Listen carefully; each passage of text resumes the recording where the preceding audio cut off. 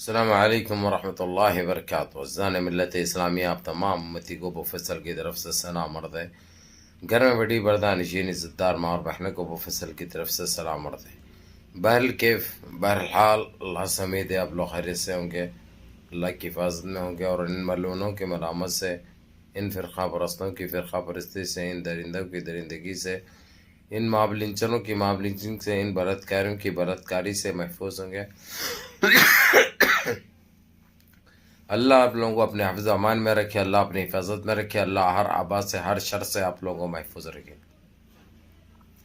بہرکیف دیش کے حالات سے بھی آپ لوگ واقف ہے، دیش کے باہر کے حالات سے بھی آپ لوگ واقف ہے۔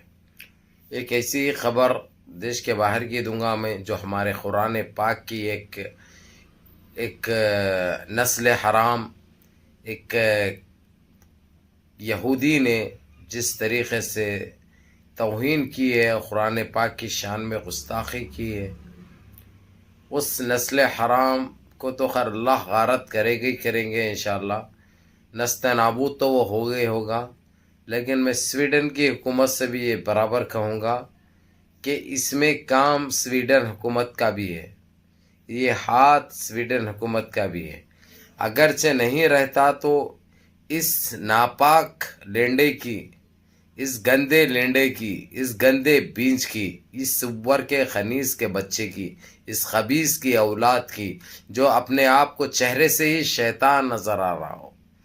چہرے سے ہی ایک خبیث، ایک خنزیر نظر آ رہا ہو، تو اس خنزیر کے لیے میرا ایک ہی میسج ہے، ارے نسل حرام، ارے آتنکی سالے، تیرے کو اگرچہ اسلام سے اتنی دشمنی ہے اور ہمارے قرآن پاک سے اتنی نفرت ہے، تو نعوذ باللہ، ارے لعنتی خبیث، ہمارے سامنے آ کے یہ اگرچہ تو کرتا تو جبھی تیرے کو پتہ چلتا کہ کیا انجام ملتا، تیرے کو اس کی کیا سزا ملتی، جبھی تو تیرے آنکھوں سے دیکھتا۔ ارے خبیث کے بچے، تم لوگ چاہے کتنی بھی گندی ذہنیت رکھو، ان سارے خبیثوں کے لیے، ان سارے نسل حرام جو یہ گندی سوچ، گندی ذہنیت، گندے وچار کے ہے، جو ہمارے قرآن پاک کے بارے میں یا اسلام کے بارے میں یا مسلمانوں کے بارے میں جو گند مچاتے ہیں یا گندگی برپا کرنا چاہتے ہیں یا گندی ذہنیت استعمال کرنا چاہتے ہیں، ان ناپاکوں کے لیے سب کے اس کا تو ہوگا، جو ہوگا سو ہوگا، لیکن ان ساروں کے لیے ایک چیتاونی ہے، انہیں بچتا مت سوچو، اس کی اماں کے پکے سے بھی اگر چلے گیا نا تو دوبارہ کھینچ کے نکالیں گے ہم، اس کے اماں کی گفا میں بھی چلے گیا ہم نے تو اس کو کھینچ کے نکال لیں گے، اور اس کو کوئی گٹر میں پناہ نہیں ملے گی، اس کو جو سزا ملے گی ایک عبرتناک سزا ہوگی، اور وہاں کی اگرچہ حکومت دی ٹھیک ہے، نہیں تو عوام چھوڑنے والی نہیں ہے۔ تو میرے عزیز دوستوں، میرے بھائیوں، میری ماں اور بہنوں، معلوم ہے آپ لوگوں کو بڑی تکلیف ہوئی، بڑا یہ سن کر، یہ جان کر، اور ایسے ہی ساری دنیا کے اندر جتنے بھی مسلمان کنٹری ہیں، غم و غصے کی لہر دوڑ چکی ہے، اور یہ حادثہ اس سویڈن کنٹری میں، یہ حرامی نسل کا، یہ حرامی کیڑا، یہ گندا جانور، یہ بساندہ لینڈا، سمجھے، بساندہ انڈا، یہ بساندہ سالہ، یہ ترکی ایمبیسی کے باہر ٹھہر کر یہ قرآن پاک کو جلایا اس نے، جو اس کی ذہنی طاقت کا پتہ چل جا رہا کہ یہ ایک دماغی بیمار ہے،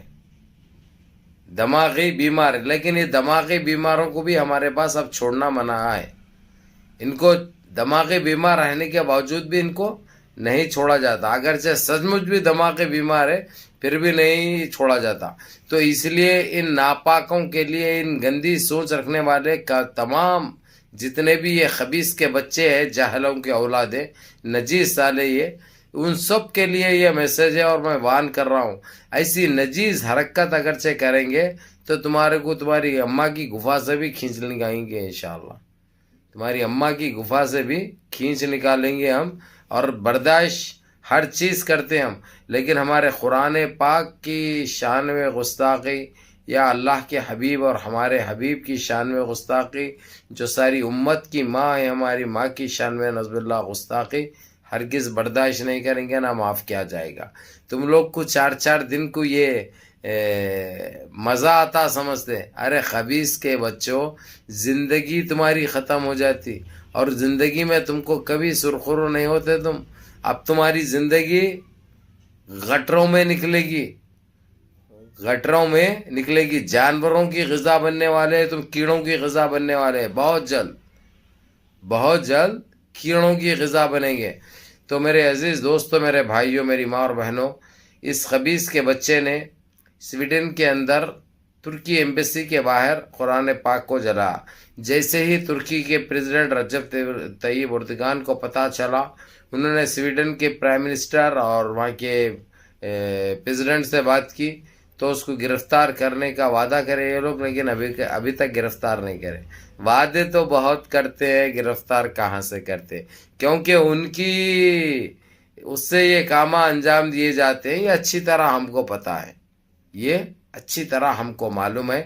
کیونکہ یہ خبیثوں کی سوچ ہی ایسی ہے، کسی طریقے سے اسلام کو اور مسلمانوں کو تنگ کیا جائے، ان کو مصروف کیا جائے، ان کو بزی کیا جائے، لیکن یہ لوگ یہ نہیں سوچتے کہ ان کا انجام کیا ہوگا، اس کا انجام کیا نکلے گا، اور یہ لوگ کہاں تک بچ سکتے اور کب تک بچ سکتے۔ نہ یہ لوگ کبھی بچ سکتے، نہ ان کو کوئی بچائے گا، کیونکہ جو کام کرے ہیں نجیس حرکت، اس کی سزا بھی ملے گی، اور یہ اوقات بھی دکھائی جائے گی، برابر ملے گا، برابر سزا ملے گی۔ تو جیسے ہی رجب طیب اردگان کو پتہ چلا، انہوں نے دونوں سے بھی بات کی، اور وہ لوگ تو یہ بول دیا، اور صاف الفاظوں میں رجب طیب اردگان نے ساودھان بھی کر دیا، اور اپنے وہاں سے سفارت خانہ اٹھانے کی بھی بات کر دی، اور سارے سفارتی تعلقات سویڈن کے ساتھ ختم کرنے کی بھی بات کر دی، کیونکہ وہ ایک ایسا مرد مجاہد ہے، وہ برداشت نہیں کرتے ان چیزوں کو، چاہے دنیا میں کہیں پہ بھی ہو، کیونکہ یہ جو حرکت کیا اس نجیس، اس خبیث نے، نا مناسب ہے، نا واجب ہے، جو کہ برداشت نہیں کیا جا سکتا۔ اس کے بعد رجب طیب اردگان کے بعد محمد بن سلمان، جو سعودی عربیہ کے ولی العمر ہے، وہاں کے بادشاہ نے صاف الفاظوں میں کہہ دیا سویڈن کو، اس کا بدلہ بھی لیا جائے گا اور اس کا سبق بھی سکھایا جائے گا۔ یہ نجیس حرکتیں کوئی پہلی مرتبہ نہیں ہے، اس سے پہلے بھی انجام دے چکے ہیں تم لوگ، اور تمہاری شے پہ یہ کام کیا جا رہا ہے۔ اور سعودی کے پرنس محمد بن سلمان نے بھی وہاں سے اپنے سفارت خانے کو اٹھانے اور سفارت تعلقات سویڈن کے ساتھ ختم کرنے کی بات کی، اور اس کو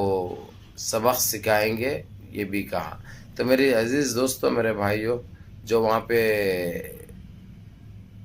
حکم نامے جاری ہو گئے ہیں، میں وہ رکھوں گا، انشاءاللہ آپ لوگ دیکھیں گے، ویڈیو کے بازو میں وہ چیز آپ لوگوں کو مل جائے گی۔ بہرحال یہ لوگ اب تک چکے ہیں، اب ان کے سمجھ میں کچھ بھی نہیں آ رہا، اس لیے گند مچانا، گندگی برپا کرنا اب ان کا یہ مقصد ہے، لیکن ہم ان کو کوئی چیز میں کامیاب ہونے نہیں دیں گے۔ ان کی اوقات ان کو دکھائی جائے گی، ان کی حیثیت ان کو دکھائی جائے گی، اور وقت ملا اگرچہ ایسی ہی حرکت کر کے ہاتھ کو آگے تو رون دیا بھی جائے گا، ان کی دم پہ بھی پاؤں رکھیں گے، ان کے نڈلے پہ بھی پاؤں رکھیں گے، کیونکہ ہم یہ چیز برداشت نہیں کرتے۔ پہلی بات تو ہم کسی کے نام پہ جاتے نہیں، اور خدا را کوئی ہمارے نام پہ آ گیا تو ہم اس کو چھوڑتے نہیں۔ یہ تو قرآن پاک کا مسئلہ ہے، یہ قرآن پاک کا مسئلہ ہے، جو نہ برداشت کیا جائے گا، نہ خاموش بیٹھا جائے گا، اس کی سزا اس کو برابر ملے گی۔ لیکن ان سارے جو گندی سوچ رکھنے والے اور جو خوش ہوئے ہیں، ان ساروں کے لیے بھی ایک ایسا سبق ملے گا انشاءاللہ، جو زندگی بھر نہیں بھولیں گے تم لوگ، اور تمہاری نسل بھی کاپ اٹھے گی، ویسی سزا ملے گی۔ تو میرے عزیز دوستو، میرے بھائیوں، بہرحال اس خبیث کے بچے کو جو کرنا ہے برابر کریں گے، اور ساتھ ہی ساتھ وہاں کی حکومت کو جس طریقے سے ترکی اور سعودیہ نے جو شروع کر دیے ہیں، جو قانون لاگو کر دیے ہیں،